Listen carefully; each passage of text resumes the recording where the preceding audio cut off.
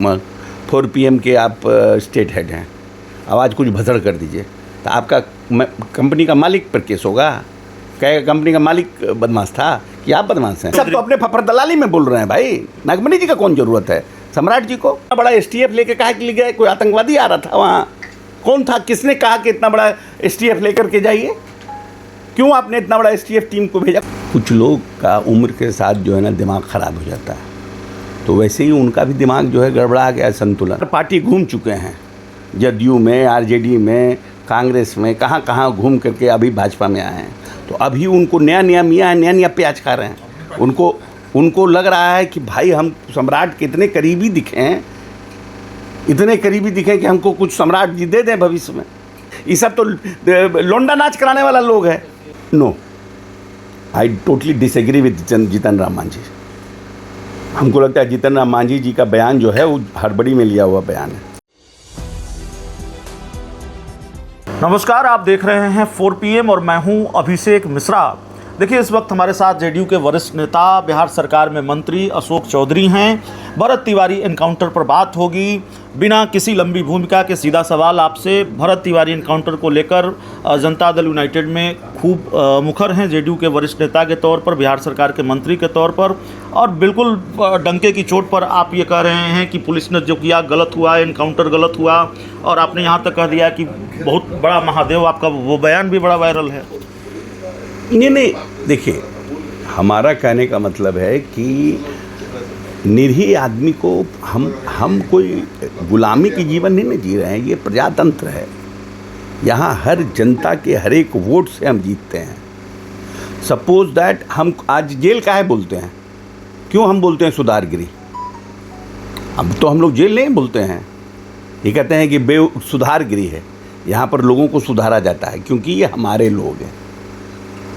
अंग्रेज के ज़माने में जेल मैनुअल था, अभी भी जेल मैनुअल चलता है, लेकिन अब now it has been transformed as a rehabilitation centre. वहाँ पर लोगों को कंप्यूटर सिखाया जाता है, मेडिटेशन सिखाया जाता है, सब्जी सिखाया जाता है, बागवानी सिखाया जाता है। ऐसा थोड़ी है कि वहाँ पर कोड़ा से पिटाई होता है कि जो लोग भीतर जेल में चले गए रोज़ 100 कोड़ा पीटना है उसको। तो जो लोग मर्डर करके आता है, जो लोग रेप करके आता है, उसको भी सुधारगिरी में रख करके उसको सुधारा जा रहा है कि what ever you have done, you repent on that. पश्चाताप आपको हो, और भविष्य में जब आप बाहर निकलिए तो एक अच्छे नागरिक के रूप में रखिए। ये है जेल का अब हमारा सिस्टम। तो जब हम वैसे खतरनाक कैदियों को भी सुधारने का मौका देते हैं अपने जेल में, तो मान लीजिए कि somehow somebody has done something wrong, कुछ ओवर एक्ट कर गया, उस पर आपको इतना ज़्यादा ओवर एक्ट करने की क्या आवश्यकता थी?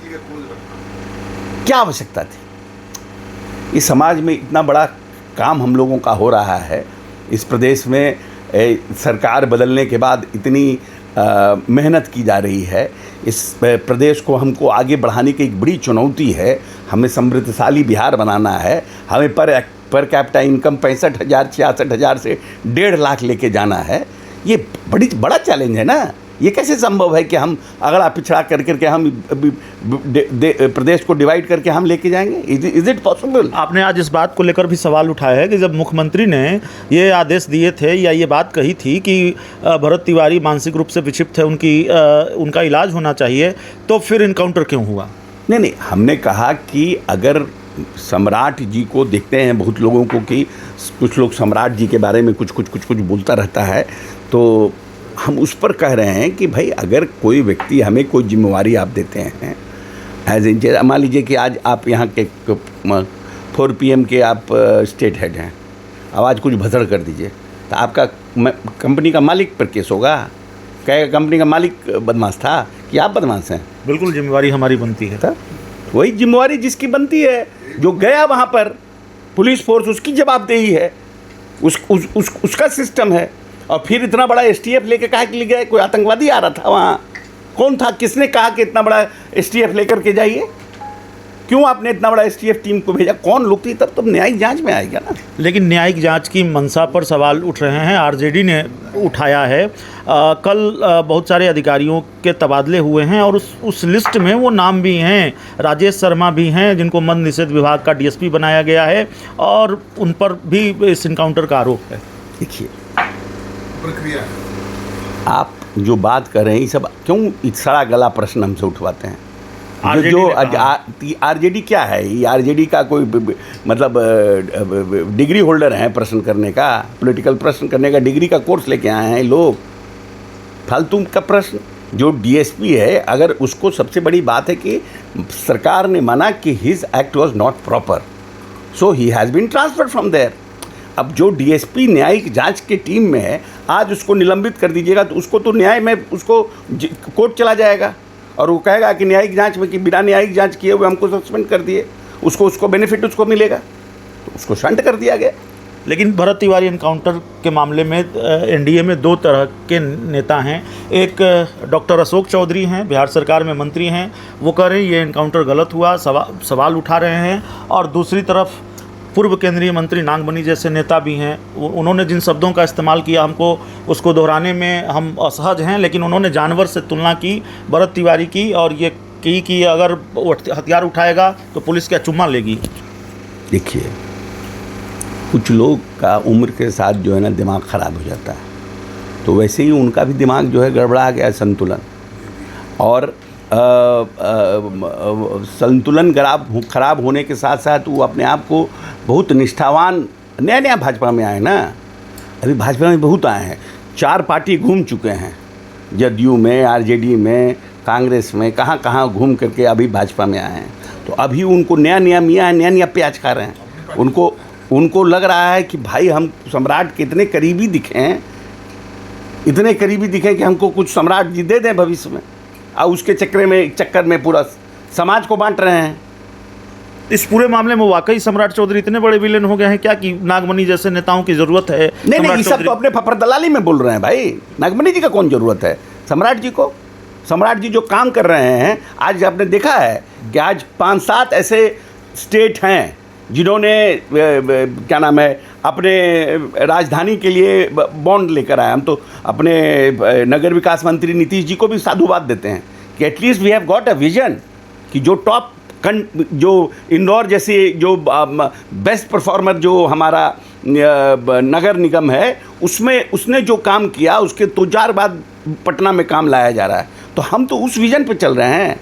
तो ये लोग का कौन है? ये लोग जो प्रश्न हम लोग उनसे पूछता है, ये सब तो लोंडा नाच कराने वाला लोग है, ये सब तो तेल पिलावन लाठी घुमावन वाले लोग हैं। इनको क्या है? इनका what the right he has got, what kind of a vision they have got, they can ask question from us.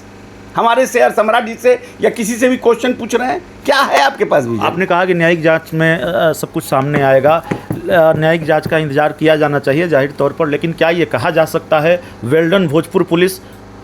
केंद्रीय मंत्री जीतन राम मांझी ने कहा है। No, I totally disagree with Jitan Ram Manjhi. हमको लगता है जीतन राम मांझी जी का बयान जो है वो हड़बड़ी में लिया हुआ बयान है। हम जीतन राम मांझी के बयान से फर्क नहीं रखते। आखिरी सवाल है हमारा, सरकार में तो आपकी बड़ी भूमिका है ही और लगातार रही है, लगातार आप मंत्री हैं, लेकिन जब कोई चुनाव या उपचुनाव होता है तो एनडीए की तरफ से भी और पार्टी की तरफ से भी बड़ी भूमिका में होते हैं, स्टार प्रचारक भी होते हैं लगातार चुनाव में।